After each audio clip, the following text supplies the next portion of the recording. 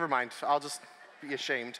All right, so dear 2022, you are thirsty, and you may not even know it.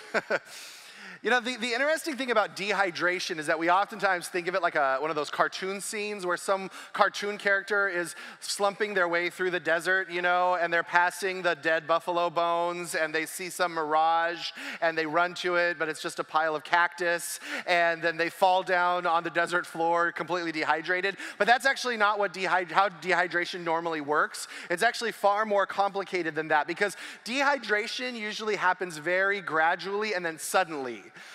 When Marla was pregnant with our firstborn, Jackson, I became like one of those weird people who became obsessed with the birthing process. I was already obsessed with it beforehand, and if you know me, I kind of have like an obsessive personality, so whatever I'm into, I'm all in, 100%. And so I was amazed by the birthing process before that, because I'm like, how do you go from like 2 humans to 3 humans in like an instant? I know how it works, but you know, like the process is quite amazing, and then the 9 months that leading up to it of raising a little human inside of you is really incredible. And so I was that supportive, probably at times unsupportive husband who was constantly reminding her of everything that she needed to do to provide for our child that was growing inside of her. But one of the things that our midwife constantly said was, you need to drink water, you need to drink water, you need to drink water. Now, I drink water by the gallon every day. Marla, not so much. And so I was on her constantly about making sure that she was drinking water. And every time we went into our midwife, she had to go pee on a stick to let her know how hydrated she was. And every time she would say, I swear I drank enough water this time. And almost every time she peed on the stick, and lo and behold, she was dehydrated. And it was a shock to her, because she's like, I thought I drank enough water this time. And our midwives were constantly saying, honey, you have to drink more water. I think over the 9 months of pregnancy, she was only actually hydrated once. And she was trying, I'm telling you. She was getting her cups in and trying to do that. And she always carried a bottle of water around with her everywhere she went. But it seemed like no matter how much she gave herself to the process, she never found herself hydrated. Because here's the thing, it's so easy to forget, right? You go about your day, you don't think about, I need to take a sip of water, I need to get something in me, I need to rehydrate in the middle of this. And here's the thing, is that so many of us actually walk around dehydrated, and we never know it. How many of you are actually thinking, am I dehydrated right now? How much water? When was the last time I drank water? Right, all of those things.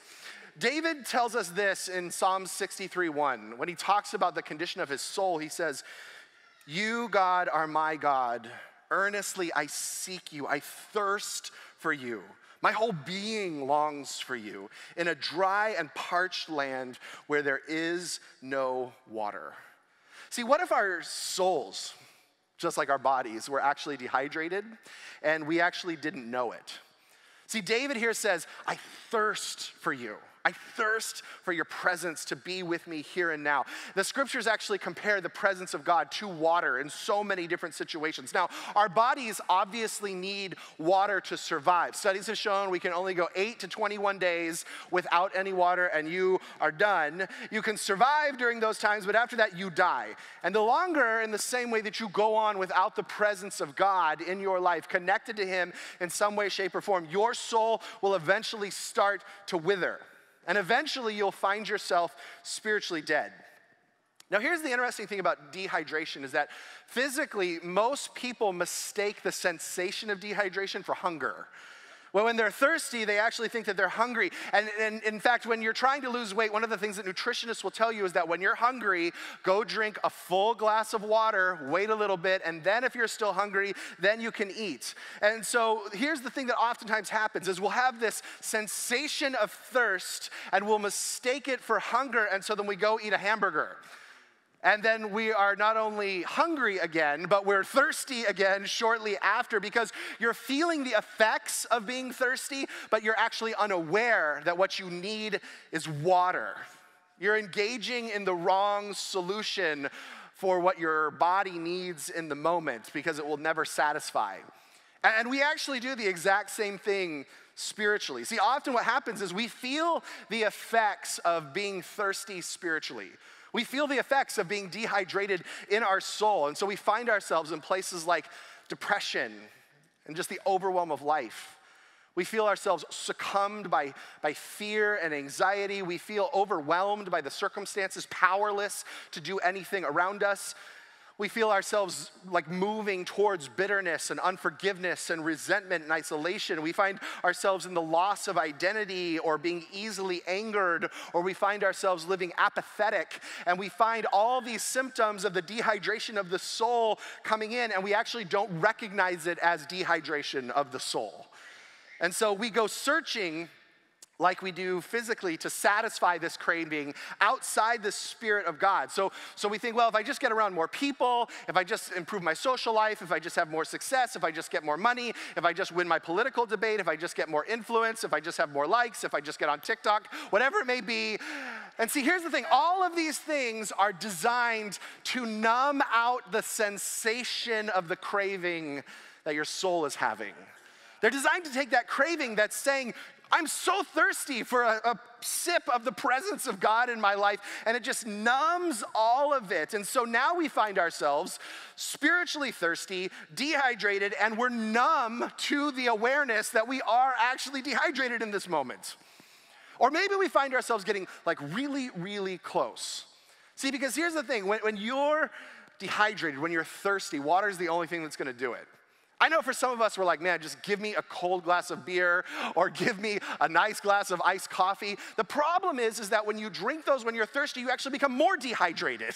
That you actually become more thirsty in those moments. Even though they feel good for a moment or they resemble water, they actually do the opposite of that, only leaving us more dehydrated. And so when we're spiritually thirsty, even close enough is not sufficient.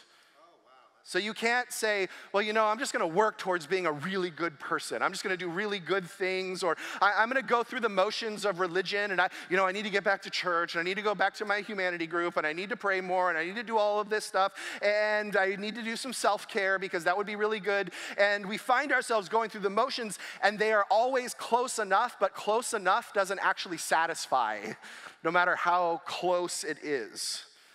And I wonder for how many of us we find ourselves spiritually dehydrated, numbing out, checking out, and then when we find ourselves on the edge of death, that's the only time that we actually reach out to God. That the only time we actually reach out to God is when we're parched. And we say, God, I so desperately need you. And he says, yes, you absolutely do in the middle of this.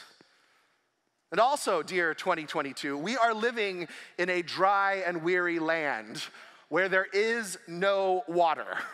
Now, here's the thing. Every generation thinks that their cultural landscape is like the end of all civilization. And you know, you don't even need to be a follower of Jesus to look around and be like, yeah, this would be a good time to kind of the whole human experience, right? Because it's just like, this is a mess, right? And I don't know how we're gonna fix this, so we could just call it quits now in the middle of this. But it actually gives me peace to know that like 2,000 years ago, David was like, oh, it's all gonna go to hell and this is a mess, right? Like this is the end of all things. I come from a long line of authors, and I have books that my great-great-grandfather wrote that I read almost every single day, and he has a daily devotional. So I love that I get to be discipled by my great-great-grandfather every single day. And I'm telling you, when I'm reading through his writings from the early 1900s, he's like, just look at culture, everything's going to hell, Jesus is gonna come back any minute, how are we gonna solve these problems? And I realize they're having the exact same conversation that we're having right here and now. You know, the funny thing is, it actually gives me peace to know this because it makes me recognize it doesn't really have much to do with the cultural craziness all around us that makes this dry and parched. It has more to do with just the reality of the world in which we live. It doesn't have anything to do with political circumstances or cultural circumstances. It's just that this world doesn't have anything really to offer the thirst of our soul. It's dry and weary with no water in sight out there. So no matter how much sand you eat in the desert until you get a drink, you will continue to waste away. See, not only are we thirsty and we keep numbing out the craving, but we are also living in environments where there's no water available to us. So what do? So dear 2022, your soul is thirsty and you may not know it. And dear 2022, you are living in a dry and weary land where there is no water available. But like David, when you actually recognize this, when you actually go, oh, my soul's actually thirsty.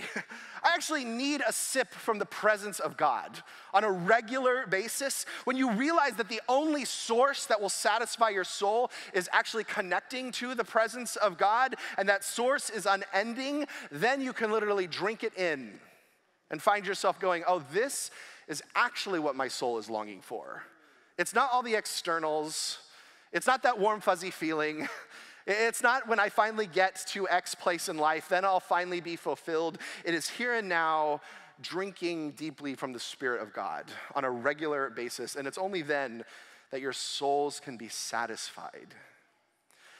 I've learned over the last 2 years, really since the pandemic, that I really love being out in the garden. And I've spent a lot of time in my backyard, gardening, planting, learning about plants, learning about different ecosystems and whatnot. And so one of the things for the last 2 years that I have attempted to grow in my backyard is lavender. And I love lavender. I like the way it smells. I like the way it looks. And it's supposed to grow like a weed in Southern California. I mean, it actually says you can just throw it in the ground and it will grow. And for some reason, I have never been able to do that. And I've spent a lot of money and a lot of time on lavender. And I talked to some friends a few weeks ago. Marla and I cleared out a part of our garden and we started a little lavender garden out there. And they said, you have to be very, very careful about the water. And they just said, you can't water it too much. Literally, when you think it's like about to die and it's like literally on its edge, then water it. But do not give it a drink of water before then. And let me tell you, I have never been more vigilant about water in my entire life.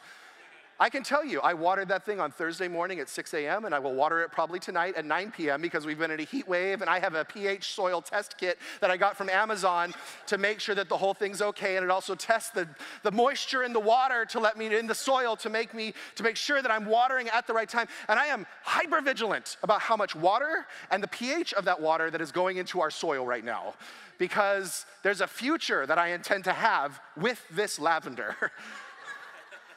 And it's working for the first time ever. Lo and behold, when you start focusing on the water and how much and when it's needed, things start to grow. See, I wonder if we started paying attention to our souls in the way that I'm currently paying attention to our lavender. that we were vigilant about when was the last time that I got a drink of the presence of God? When was the last time that I actually connected to him and had a meaningful experience? When was the last time we actually conversed or I was engaging in community with him and other people that satisfied my soul? When was the last time I actually had a moment where I could say, yes, I encountered the presence of God? For some of you, you can immediately think, oh, that was last week in my humanity group, or that was yesterday when I was engaging the scriptures, or that was this morning even in my time of prayer. But for some of us, it may have been a very long time, if ever, that you've had that. And I'm here to say that your soul is thirsty, but that's not bad news, because there is an oasis available to you on a regular basis through the presence of God. And if you would, one, be aware of your thirst, and two, be willing to take a drink, you can find yourself revived in the middle of this. So I'd like for you to find a partner, and I want to ask yourself 2 questions. How thirsty is your soul right now? And I just want you to ask, like, what informs that answer? Just take a check and go, yeah, it's been a long time. I feel dry. I feel there's some areas that feel like they're hopeless, or maybe there's anxiety, or maybe there's fear. Where are the areas in your life that you just feel, man, I'm just spiritually dry? And what does that look like for you right now? And then the second question is, what does it practically look like this week to take a drink from the presence of God? For some of you, that may be like, I just need to take some time in the morning and refocus my thoughts and pray. For some of you, that might be like, I need to get back to my humanity group. For some of you, it may look like I need to reach out to some people in my life who I know will encourage me. What does that look like specifically for you? And if you're online and you're watching on your phone or your computer, I want you to minimize your full screen and go into the chat. So Phil's there. I'm going to join you online here in just a minute. And so let us know the areas in your life where you're thirsty and where you need a drink, all right? Find some people, and if someone's awkwardly sitting there by themselves, invite them in, all right? Go for it.